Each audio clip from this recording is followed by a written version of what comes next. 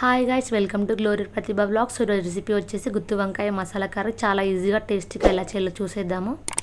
దానికైతే పల్లీలు, నువ్వులు, ధనియాలు, ఎండు కొబ్బరి, చిన్న దాల్చిన చెక్క, లవంగాలు, చిన్న బిర్యానీ ఆకు కడాయిలో వేసుకొని వేయించుకోవాలి.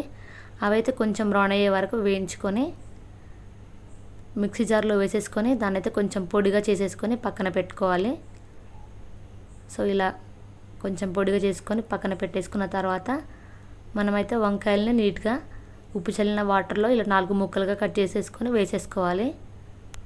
సో అన్నీ ఇలా కట్ చేసి పెట్టుకున్న తర్వాత ఆయిల్లో ఫ్రై చేసుకోవాలన్నమాట. ముందుగా కడాయి పెట్టుకొని ఆయిల్ పోసుకొని వేడిన తర్వాత మనం కట్ చేసి పెట్టుకున్న వంకాయ ముక్కలని ఇందులోనే 80% ఉడికేలాగా ఆయిల్లోనే ఫ్రై చేసుకోవాలి. సో అప్పుడప్పుడు కలుపుతూ ఉంటే ఒక 5 మినిట్స్లో అయితే ఈజీగా రెడీ అయిపోతాయి వంకాయ ముక్కలు. సో చాలా ఈజీగా ఉడికిపోతాయి అన్నమాట. చూడండి, ఆల్రెడీ 50% అయితే ఉడికిపోయినాయి. సో అప్పుడప్పుడు కలుపుతూ ఉంటే తొందరగా ముక్కలు అనేవి ఫ్రై అయిపోతాయి, ఉడికిపోతాయి అన్నమాట. సో ఒక 80% అయితే మనం ఇందులో ఉడికించుకుంటే సరిపోతుంది. సో చూడండి, ఇట్లానే కలుపుతూ ఉండాలి మధ్య మధ్యలో. అవైతే మొత్తం ఆయిల్లో మునిగేంత వరకు మనం వేయించుకోవాలి.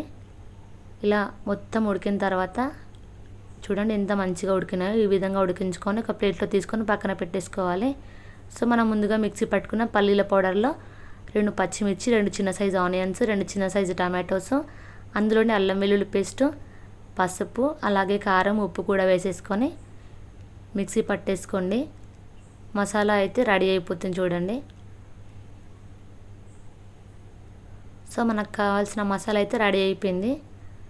సో కర్రీ ఎలా చేయాలో చూసేద్దాము. కడాయి పెట్టుకొని ఆయిల్ పోసుకొని వేడిన తర్వాత జీలకర్ర వేసుకొని చిటపట్లాడిన తర్వాత మనం ముందుగా రెడీ చేసి పెట్టుకున్న మసాలాని అందులో వేసేసి మంచిగా కలిపేయాలి. ఆయిల్ మసాలా కలిపేసిన తర్వాత కొంచెం వాటర్ యాడ్ చేసేసుకొని ఆ మసాలా అయితే కొంచెం చిక్కబడే వరకు కలుపుకోవాలి. దాంట్లోనే కరివేపాకు కూడా వేసేసుకొని తగినంత సాల్ట్ వేసేసుకొని కలిపేసుకోవాలి. ఆ మసాలా అయితే కొంచెం చిక్కబడిన తర్వాత మనం ముందుగా ఫ్రై చేసి పెట్టుకున్న వంకాయ ముక్కల్ని అందులో యాడ్ చేసేసుకొని ఒక 5 మినిట్స్ అయితే లో ఫ్లేమ్లో పెట్టి మసలనివ్వాలి. గుత్తి వంకాయ మసాలా కర్రీ అయితే చాలా ఈజీగా రెడీ అయిపోతుంది. సో చాలా టేస్టీగా ఈజీగా రెడీ అయిపోతుంది. మీరు ఎప్పుడైనా ట్రై చేయకపోతే ఖచ్చితంగా ట్రై చేసి చూడండి. నా వీడియో నచ్చినట్లయితే సబ్స్క్రైబ్ చేయండి, లైక్ చేయండి, షేర్ చేయండి. సో చూడండి, ఇంకా సర్వ్ చేసి కూడా సరిపోతుంది. చాలా టేస్టీగా ఉంది గుత్తి వంకాయ మసాలా కర్రీ అయితే. సో వీడియో నచ్చితే లైక్ చేయండి, షేర్ చేయండి. నా ఛానల్ ఎవరైతే కొత్తగా చూస్తున్నారో సబ్స్క్రైబ్ చేయడం మర్చిపోకండి. So thanks for watching. Subscribe my channel.